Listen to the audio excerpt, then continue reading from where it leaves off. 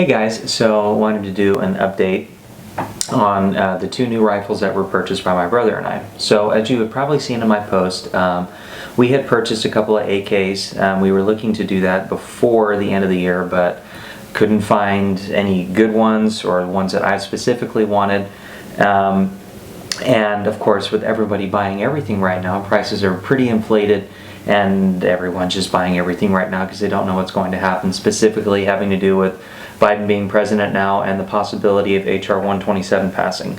And I'll talk about that later in a little side note. But I wanted to show you what we got. So I know I said in the past when I bought my PTR and I did a video on that, I wanted to buy something a little bit off-brand. So my brother and I both did. We purchased from the same company.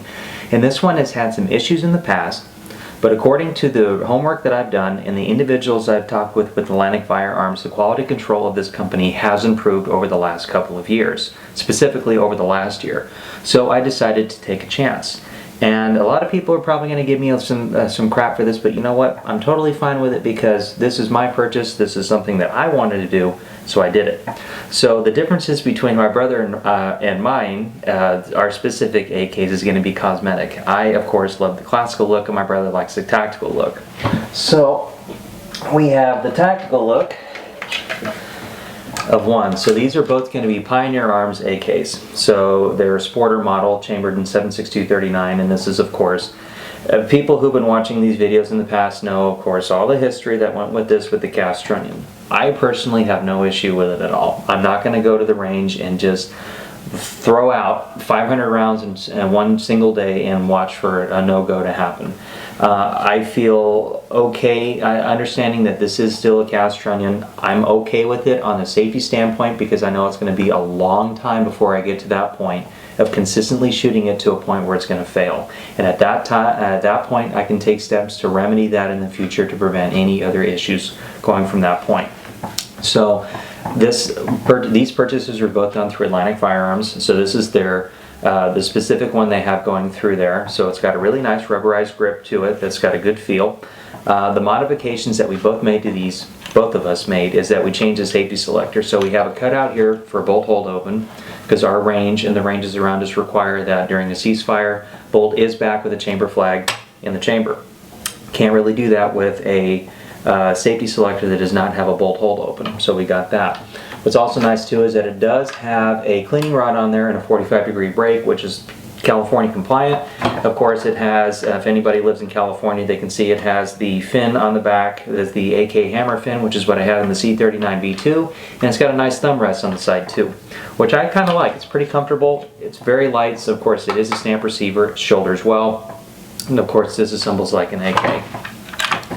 Now me, being the old school type person, I went on Apex Gun Parts, and I had purchased an AK-74 Bulgarian wood furniture kit, and this came with a grip as well.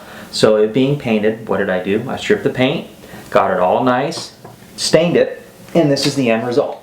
Something a little bit more classic that I prefer. Of course, it's I just changed the grip out the other day, had to take a little cap off the bottom so the screw would fit in there, but I absolutely love it, and it shoulders very well. It's got a nice look. I do need to go to some areas and kind of go through there and clean it up and rebuff it on this side, because trying to get this hand grip on, it kind of peeled back some of the finish on there, so I have to go in there and just kind of touch that up a bit. But again, back to, of course, the issues with the cast trunnion. To me, right now, as an immediate issue, not now. Is it something I can fix in the future? Yes.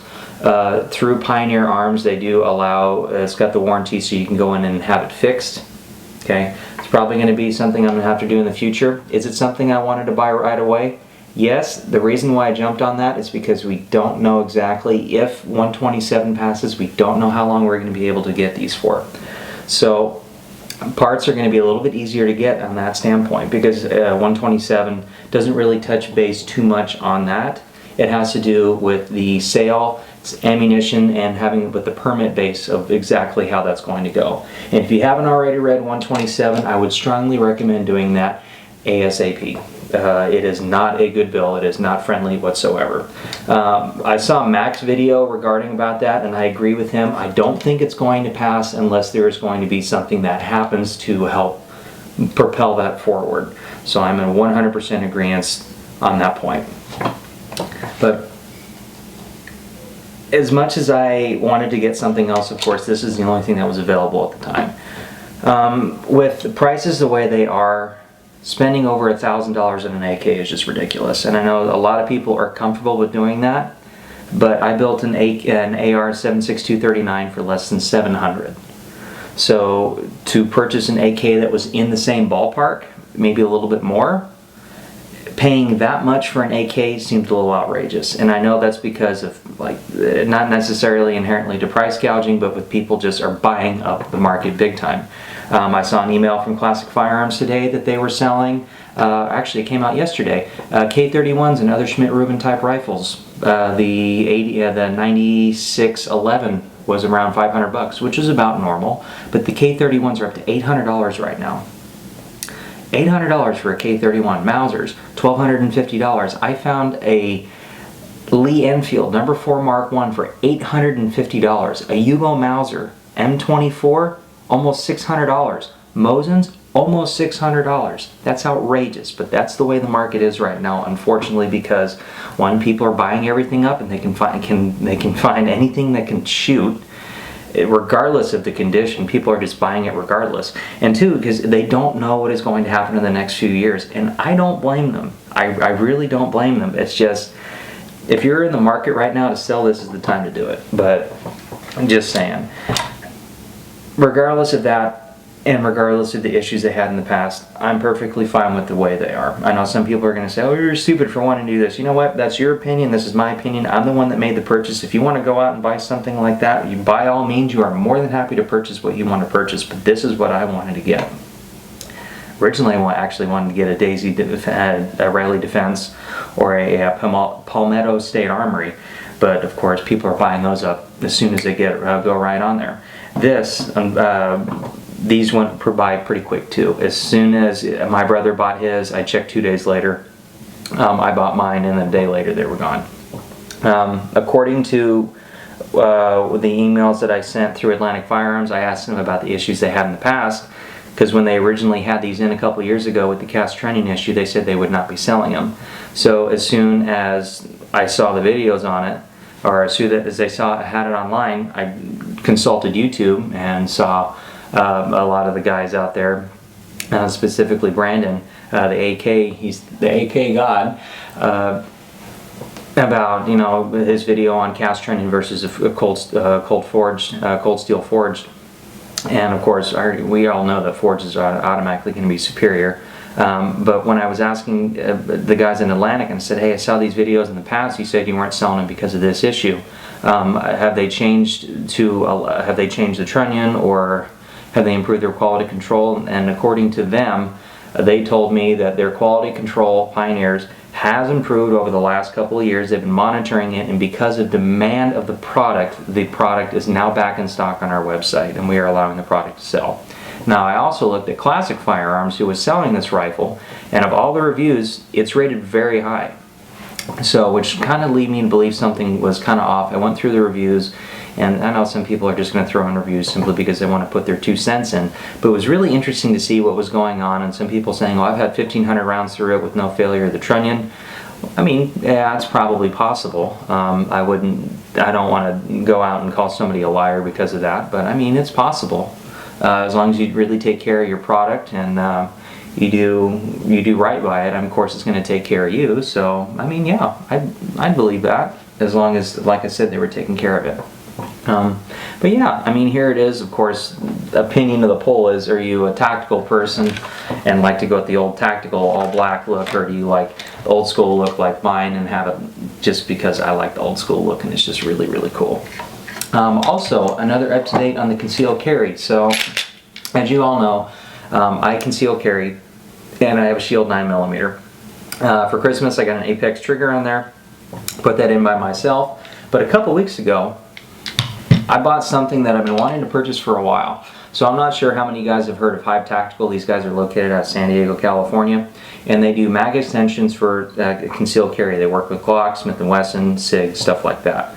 So for those who have shields, they know that there are 2 magazines that come with the pistol itself. You get an 8 round and a 7 round.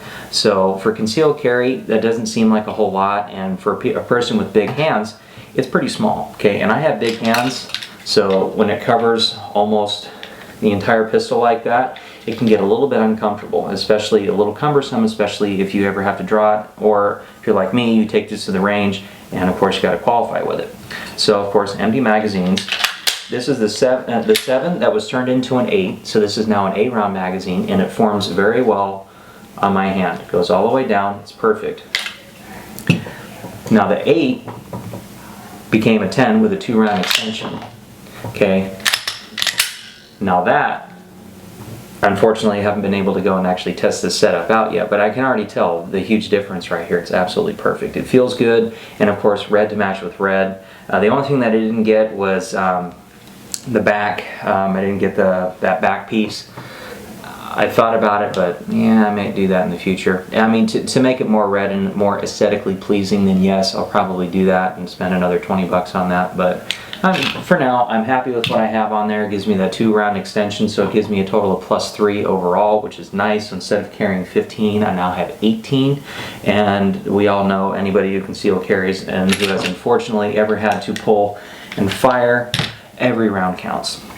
So anyway, I hope you guys enjoyed this video. I hope this was informative to you guys, especially those who are in the market to purchase AKs or just around just looking to find what they want to find right now.